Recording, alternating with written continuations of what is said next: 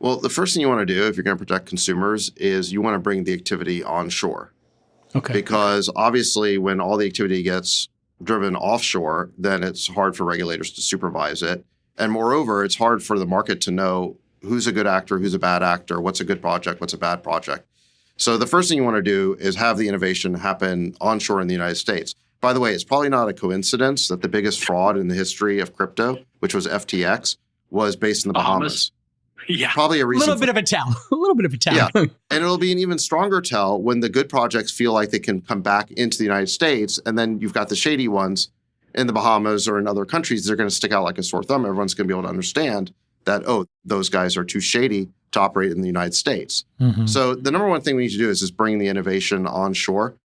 In terms of the framework, I think the market structure bill is going to define, here's a security, here's a commodity, here's what you have to do, here are the disclosure requirements around creating a crypto project. So all of that will be in the bill. And then in the meantime, the SEC has created a new task force under Hester Peirce, who's a SEC commissioner. And she is already starting to do work in that regard to define a better regime at the SEC for crypto projects.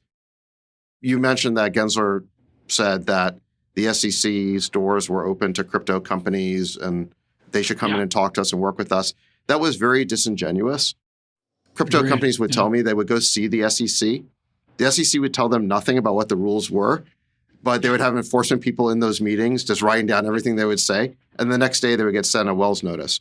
So the truth is the SEC was not cooperating. They were not providing any clarity. They were just honeypotting founders basically to come in and then they would immediately investigate them. I mean, it was really terrible. Look, we expect founders to play by the rules and abide by the law and be compliant.